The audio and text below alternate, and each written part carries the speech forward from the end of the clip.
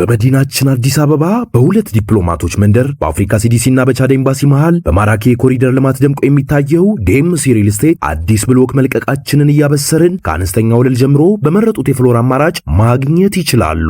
በለቡ መብራት 65000 ካሬ ላይ የተንጣለሉ ግንባታቸው ከ30 እስከ 50% በደረሱ ብሎክ ከስቱዲዮ እስከ ባለ 4 መኝታ ቤቶችን በካሬ 78000 ብር አለያም 431000 ብር ቅድመ ክፍያ በመክፈል የቤት ባለቤት ይሁኑ እንሎታለን። 60% በሚደርስ የረጅም ጊዜ ባንክ አማራጭ ከወለድ ነጻ አገልግሎት ጋር አመቻችተናል። ቀድሞ ለሚመጡ ለ10 ዕድለኞች እስከ 30% የሚደርስ ቅናሽም አዘጋጅተናል። ለበለጠ መረጃና ለቢሮ ቀጠሮ እንዲሁም ሳይት ለመጎብኘት በ0968 7272 29 ላይ አሊያም በ0920 22 1458 ላይ አሁኑኑ ይደውሉ።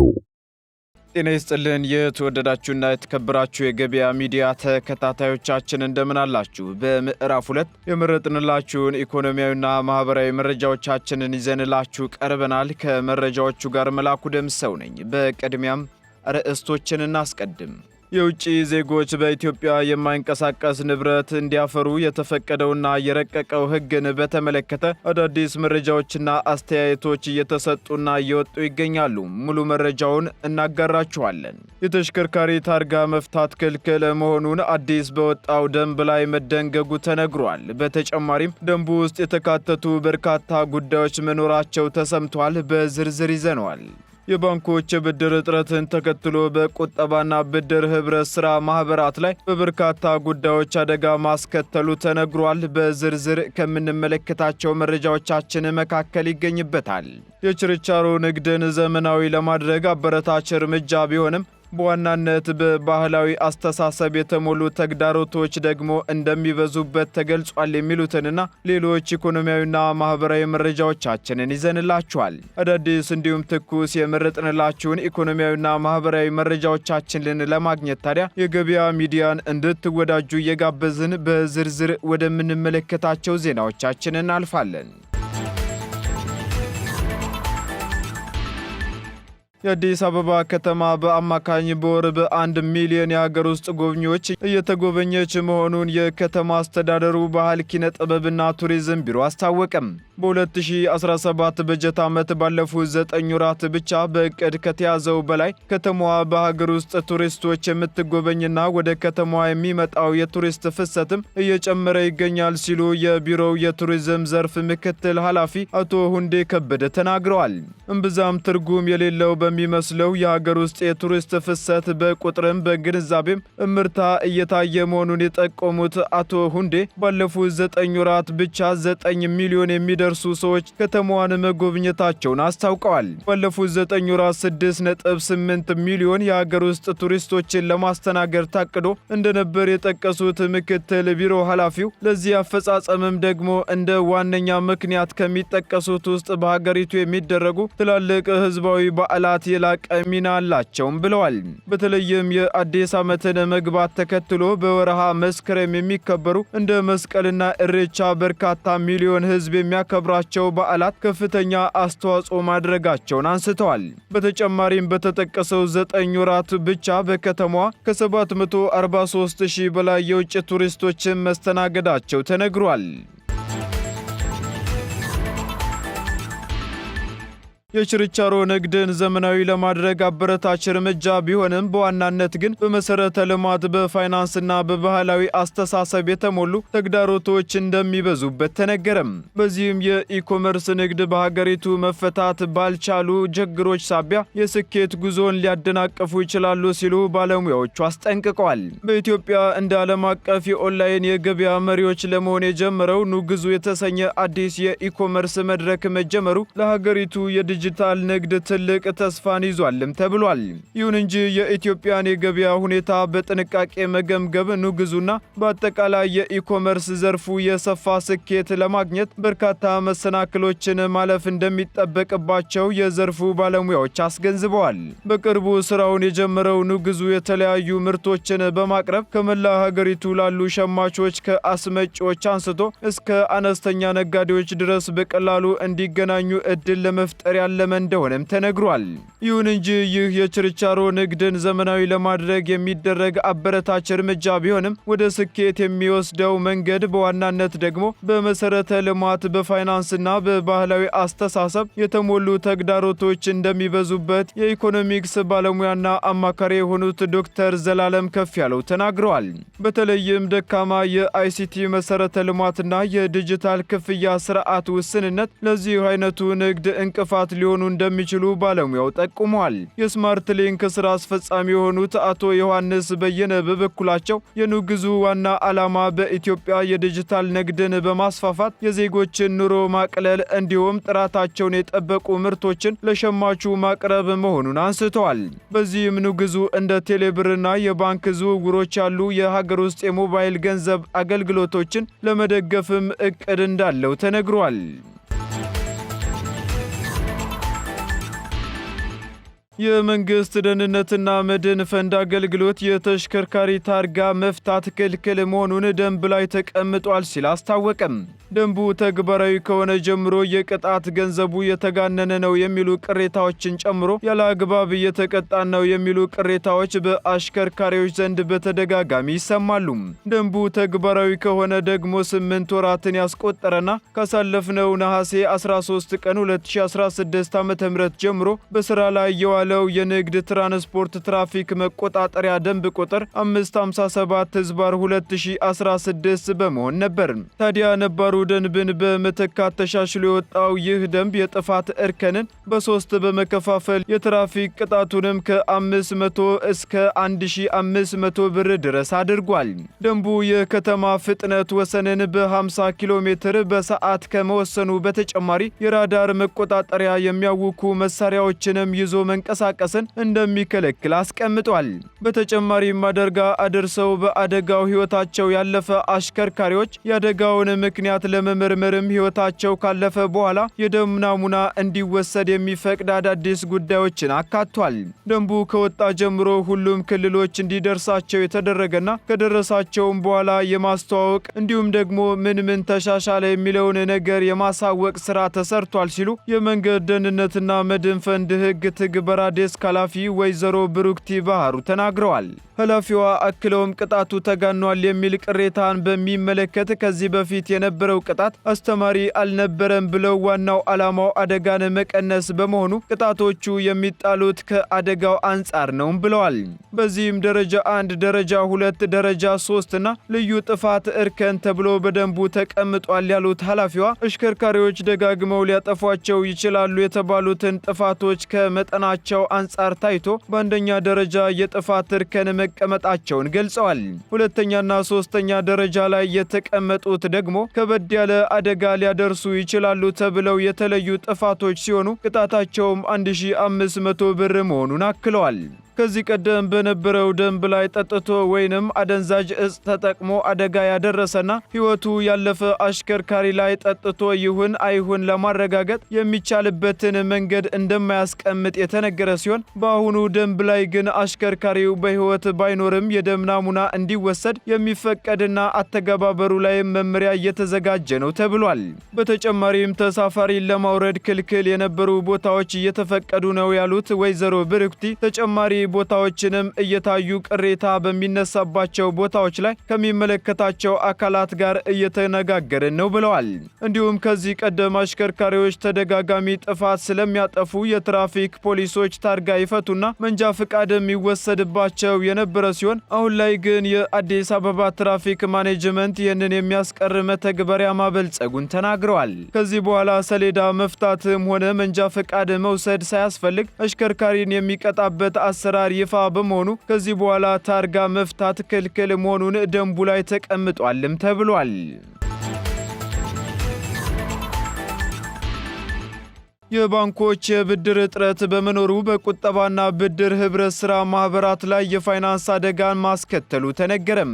በባንኮች የሚታየው የብድር አቅርቦትን ማነስ በዘርፉ ለሚንቀሳቀሱ የገንዘብ ቁጠባና ብድር ህብረት ሥራ ማኅበራት የፋይናንስ አደጋን መደቀኑ ተነግሯል።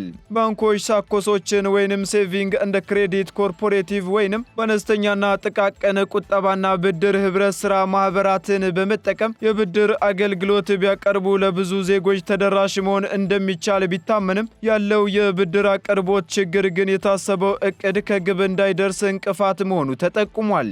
በኬንያ ከጠቅላላ የሀገር ውስጥ ምርት 45 በመቶ የሚሸፍኑት በአነስተኛና ጥቃቅን የቁጠባና ብድር ህብረት ሥራ ማህበራት ወይም ሳኮሶች እንዲሆኑና 35 በመቶ የሚሆኑ ቤቶችም ደግሞ በእነዚህ ተቋማት እንዲቀርቡ ካፒታል የተሰኘው የገንዘብ ቁጠባና ብድር ህብረት ሥራ ማህበር በሰጠው ማብራሪያ አስታውቋል። እንዲሁም የትራንስፖርት ተቋማት በተለያዩ መልኩ የህብረቱ አባላት እንዲሆኑ የገለጸው ማህበሩ ኢትዮጵያ ግን ወደዚህ ስርዓት ገና እንዳልተቀላቀለች ገልጿል። በተጨማሪም ካፒታል የገበያ ቁጠባና ብድር ህብረት ሥራ ማህበር ከተመሰረተ በአንድ ዓመት ጊዜ ውስጥ ከነበሩት 764 አባላቱ መካከል ለንግድ ስራቸው የሚሆን ብድር ለጠየቁ 152 አባላት ከ249 ሚሊዮን ብር በላይ መደበኛና ወለድ አልባ ብድር ማቅረቡን አስታውቋል። ነገር ግን በባንኮች ያለው የብድር እጥረት የሳኮሶች ወይንም የጥቃቅንና አነስተኛ ህብረት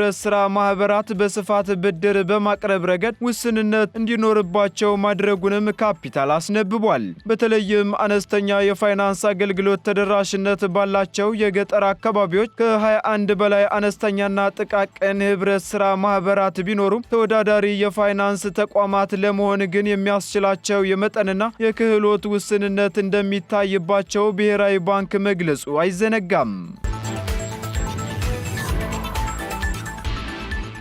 የውጭ ሀገራት ዜጎች በኢትዮጵያ የማይንቀሳቀስ ንብረት እንዲያፈሩ የተፈቀደውና የረቀቀው ህግ ላይ አዋጁ የያዛቸው ድንጋጌዎች ምን የሚሆኑ ምን ዜጎች የመሬት ባለቤት መሆናቸው ሊጠበቅ ይገባል ተባለም።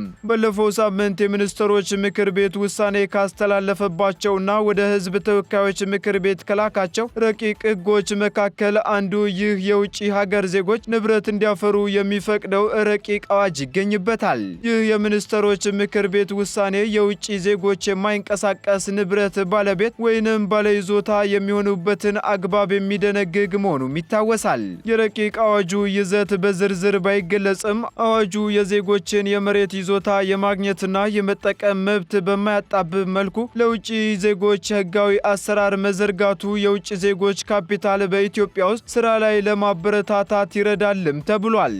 የቤት ልማትና ተደራሽነትን ይበልጥ ለማነቃቃት የመኖሪያ ቤት ፍላጎትንና የአቅርቦት ሚዛን ለማስጠበቅም ቢሆን እንዲህ አይነት አዋጅ አስፈላጊ መሆኑንም ያትታል። በአጠቃላይ ግን የዚህ ረቂቅ አዋጅ ህግ መውጣቱ አስፈላጊ መሆኑን ደግሞ የኢኮኖሚና የህግ ባለሙያዎች ይገልጻሉ።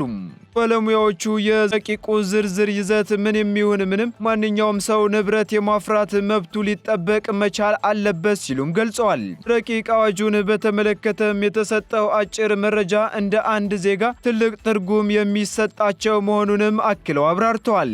የንብረት ባለቤት ሲባል መሬትንና በመሬት ላይ ያረፈ ንብረትን ነጣጥሎ የማያይ ከሆነ ብዙም ለውጥ ተደርጓል ሊባል እንደማይችል የሚያነሱት ባለሙያዎቹ አዋጁ ግን የማይንቀሳቀስ የንብረት ባለቤትነትን ወይንም ባለይዞታነትን የሚጠቅስ በመሆኑ ብዙ ትርጓሜ እንዲሰጠው የሚያደርግ እንደሆነም ተናግረዋል። አዋጁ የመሬት ባለቤትነትንም አካቶ ከወጣ ጥሩ ነው ብለው አሁንም ባለው የኢትዮጵያ ሕግ መሰረት የውጭ ዜጎች ንብረት ማፍራት መቻላቸው ኢኮኖሚያዊ ጠቀሜታ ሊኖረው የሚችለው ለውጥም ሆነ ለሀገር ዜጋ የመሬት ባለቤት የሚሆንበት መብትና እድል ሊሰጠው መሆኑንም አንስተዋል። በተለይም ኢትዮጵያ የተለያዩ ዓለም አቀፍ ድርጅቶችና ኤምባሲዎች ያሉባት ሀገር በመሆኗ ደግሞ እነዚህ ተቋማት ሰራተኞቻቸው ኢትዮጵያ ውስጥ ለመኖር ወይንም በቆይታቸው ጊዜ ንብረት ማፍራት ቢፈልጉ እስካሁን ባለው የኢትዮጵያ ሕግ የሚቻል እንዳልነበረ በመግለጽም አሁን ግን ንብረት ማፍራት እንዲችሉ በሕግ የሚፈቀድ ከሆነ በቋሚነትም ሆነ በጊዜያዊነት ንብረት ማፍራት የሚችሉበትን እድል ይሰጣልም ብለዋል። ስለዚህ አዋጁ የያዛቸው ድንጋጌዎች ምንም ይሁኑ ምን ዜጎች የመሬት ባለቤት መሆናቸው ሊጠበቅ ይገባል የሚሉት ባለሙያዎቹ አሁን ባለው ሁኔታ ከመሬት ጋር ተያይዞ የሚፈራ ወይንም የሚከማች አንዳች ማንኛውም ሀብት ባለቤት ነው ሊባል እንደማይችልም ጠቁሟል። በሌላ በኩል ግን የውጭ ዜጎች ንብረት ከማፍራት ባሻገር ሌሎች መብቶችን እያገኙ መሆኑ የሚደገፍ መሆኑንም በማንሳት በጅምላና ችርቻሮ ንግድ፣ በፋይናንስ ዘርፍና በመሳሰሉት ቢዝነሶች ውስጥ እንዲሳተፉ መፍቀዱንም ቢሆን ተገቢ ስለመሆኑ ተነግሯል። በዚህም ኢትዮጵያ ከዓለም አቀፍ የገንዘብ ተቋማት ጋር ያደረገቻቸው ስምምነቶች በርካታ አስገዳጅ ሁኔታዎች ያሏቸው በመሆኑ ደግሞ ከነዚህ አስገዳጅ ሁኔታዎች መካከል አንዱ የውጭ ዜጎች በኢትዮጵያ ውስጥ ንብረት እንዲያፈሩ መፍቀድ አለባችሁ የሚል መሆኑን በዚህ መሰረት ተፈጻሚ የሚሆን እንደሆነም አክለዋል። በተጨማሪም የውጭ ዜጎች ንብረት ማፍራት ሳይቻልባት የቆየችው ኢትዮጵያ አሁን ይህንን እድል መፍጠሯ በዚህ ሰበብ የውጭ ኢንቨስተሮች በበለጠ እንዲነቃቁ ያደርጋል ብለው በሀገር ውስጥ ያለውንም ገበያ በተለይ በሪል ስቴትና ተመሳሳይ አገልግሎቶች ላይ ያለውን ገበያም እንደሚያረጋጋ ተናግረዋል።